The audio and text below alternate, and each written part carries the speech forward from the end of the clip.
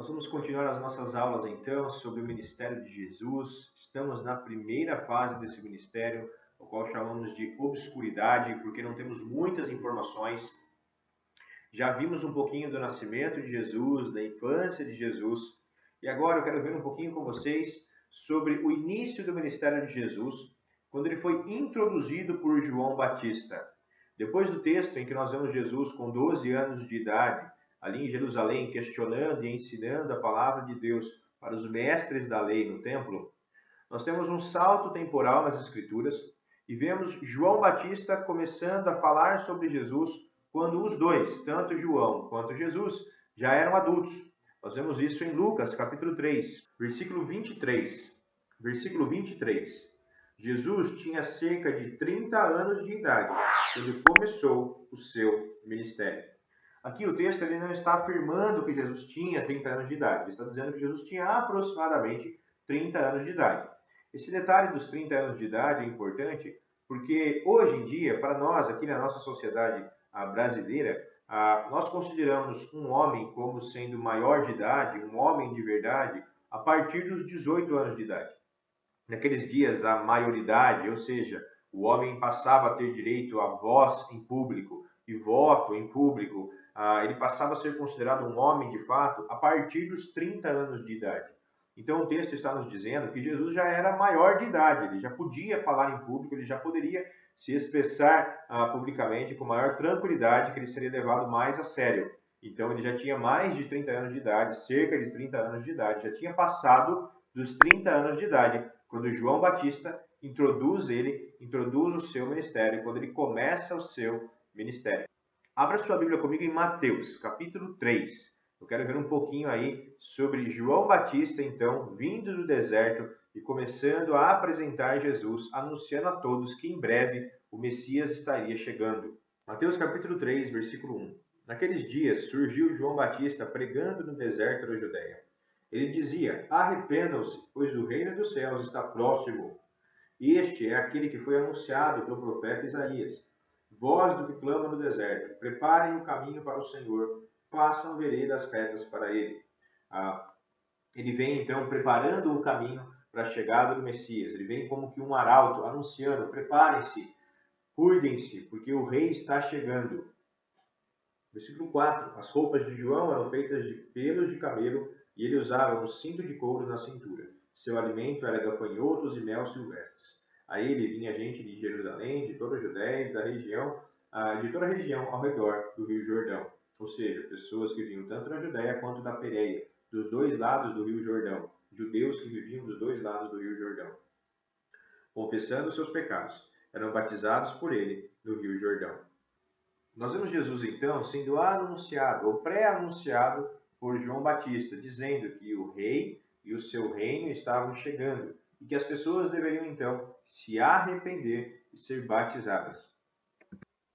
A pregação de João, então, consistia em conduzir o povo ao arrependimento, pois o reino dos céus está próximo, e também em dar frutos. Provem que, de fato, vocês se arrependeram. Mudem a sua conduta. O arrependimento não apenas como uma questão emocional, circunstancial, mas o arrependimento como uma mudança de prática, de conduta, de estilo de vida. E ele vai dar vários exemplos de como as pessoas deveriam mudar aqui na sequência do texto. Mas ele vai falar sobre Jesus. Versículo 11 do capítulo 3. Eu os batizo com água para arrependimento, mas depois de mim vem alguém mais poderoso do que eu, tanto que não sou digno nem de levar as suas sandálias. Ele os batizará com o Espírito Santo e com fogo. Interessante, porque ele diz aqui então que quando Jesus chegasse, ele batizaria as pessoas com o Espírito Santo e com fogo. O batismo de Jesus seria duplo. Aquilo que Jesus iria fazer, a obra de Jesus, resultaria em dois grupos, em dois tipos de batismo. O batismo com o Espírito Santo e o batismo com fogo. O batismo com o Espírito Santo não é batismo com fogo, mas ele separa aqui em duas categorias: o batismo com o Espírito Santo e o batismo com fogo. Ele vai explicar um pouquinho melhor isso na sequência do texto. Qual é a diferença do batismo que Jesus viria trazer? Batismo com o Espírito Santo e batismo com fogo. Vejamos a continuação do texto. Versículo 12. Ele traz a pá em sua mão e limpará a sua ira. juntando seu trigo no celeiro, mas queimará a palha com fogo que nunca se apaga. Então ele diz que Jesus viria e batizaria as pessoas não com água, como ele estava fazendo, para arrependimento, mas com o Espírito Santo e com fogo. E depois ele usa essa ilustração, como que uma pessoa usando a pá para juntar o seu trigo no celeiro, mas para pegar a palha imprestável e lançá-la ao fogo, mostrando que Jesus dividiria sim as pessoas em dois grupos, aqueles que ele traria para si e guardaria para si, batismo com o Espírito Santo, e aqueles que seriam então rejeitados por ele e punidos por ele, porque nós sabemos depois que o rejeitariam como Salvador. Estes então serão batizados, serão lançados no lago de fogo, serão lançados no inferno. João Batista então está aqui anunciando que o seu batismo era para levar as pessoas ao arrependimento e estarem preparadas para reconhecer e para receber o Messias quando ele chegasse. Quando ele viesse, ele dividiria as pessoas em duas categorias: aqueles que seriam guardados e protegidos por confiarem nele, e aqueles que seriam então lançados no inferno por o rejeitarem. Na sequência do texto, então, após vermos João Batista anunciando a chegada de Jesus por algum tempo, talvez alguns meses, batizando as pessoas na Judéia, nós vemos o próprio Senhor Jesus aparecendo e sendo reconhecido por João Batista. João capítulo 1, versículo 29, é aquele texto famoso onde João Batista vê Jesus se aproximando e diz: "Vejam, é dele que eu estou falando. Ele é o Cordeiro de Deus. Ele é aquele que viria para tirar o pecado do mundo." João Batista, então, a partir do momento em que Jesus surge na Palestina, já com mais de 30 anos, João Batista começa agora a apontar as pessoas para Jesus, mostrar Jesus para as pessoas e dizer: é ele que vocês devem seguir, é dele que eu estou falando, ele é o rei que viria para estabelecer o reino dos céus aqui na terra. Quando João Batista, então, recebe Jesus, Jesus decide ser batizado por ele. O texto de Mateus também nos mostra essa cena. Mateus capítulo 3, versículo 13. Então Jesus veio da Galiléia ao Jordão para ser batizado por João. João, porém, tentou impedi-lo, dizendo: eu preciso ser batizado por ti, e tu vens a mim? Jesus então respondeu: deixa assim por enquanto, convém que assim façamos, para cumprir toda a justiça. Então João concordou. Assim que Jesus foi batizado, saiu da água. Naquele momento o céu se abriu, e ele viu o Espírito de Deus descendo como pomba e pousando sobre ele. Então uma voz dos céus disse: este é o meu Filho amado, de quem me agrado. João então batiza Jesus.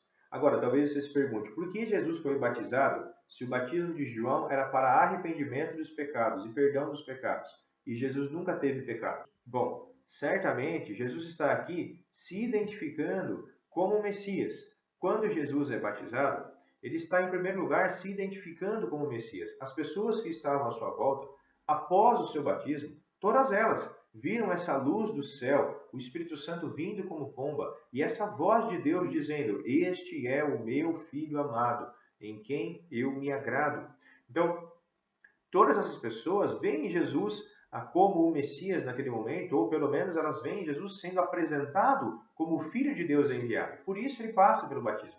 Ele passa pelo batismo também porque, apesar de não ter pecado, ele está como o dono da mensagem, se identificando com a mensagem, mostrando: isso é correto, isso deve ser feito. Eu quero que as pessoas passem por este ritual, aquelas que se arrependeram de seus pecados e querem sim estar prontas para um relacionamento comigo. Eu quero que elas passem por este ritual. Este ritual é correto. As pessoas devem se arrepender e devem vir até mim. Então, neste momento, no início do seu ministério, a primeira coisa que Jesus faz é ir até João Batista, se identificar com a mensagem como sendo o mensageiro e como sendo a própria mensagem. Ele é aquele de quem João Batista falava. Aquele ritual estava correto. As pessoas deveriam sim se arrepender e confiar em Jesus como o Messias que estava chegando. É para ele então que João Batista aponta, dizendo: eis o Cordeiro de Deus, que tira o pecado do mundo. Sigam ele, ouçam ele, caminhem com ele. E nós veremos João Batista fazendo isso na sequência, inclusive com os seus próprios discípulos, mandando que estes começassem a seguir o próprio Senhor Jesus. Nós olhamos então para o batismo de Jesus. Aqui, neste momento, Jesus ainda era um desconhecido. As pessoas não sabiam quem ele era. Ele não tinha realizado nenhum milagre, não tinha realizado nenhuma pregação. Ele simplesmente chega e é apontado por João Batista como o centro da mensagem, a qual o próprio João Batista estava pregando já há alguns meses. Jesus é introduzido por João Batista e a partir de agora ele começará oficialmente o seu ministério. Agora, o batismo não era algo inventado por João Batista. Ele era um ritual que algumas comunidades religiosas praticavam. Quando João Batista vem com este símbolo, ele era um símbolo de purificação, de clamor por pedido de perdão. Jesus vai usar esse mesmo símbolo com os seus discípulos, inclusive ordenando que os seus discípulos continuassem batizando outros. Mas ele vai mudar um pouquinho a essência do batismo de João Batista para o seu batismo. O batismo de João Batista era um batismo de purificação. O batismo de Jesus é mais um batismo de identificação. Você já foi purificado por ele quando você crê nele pela fé. Você já é purificado por meio da fé em Jesus. O batismo no cristianismo se torna, então, um símbolo não de purificação, mas de identificação com o dono da mensagem, Jesus, com o Pai, com o Filho e com o Espírito Santo. Então, Jesus é batizado por João Batista, mas ele ainda não começa oficialmente o seu ministério. Antes de ele começar a pregar e a realizar seus milagres, ele ainda vai ser tentado por Satanás no deserto, e nós veremos isso a seguir.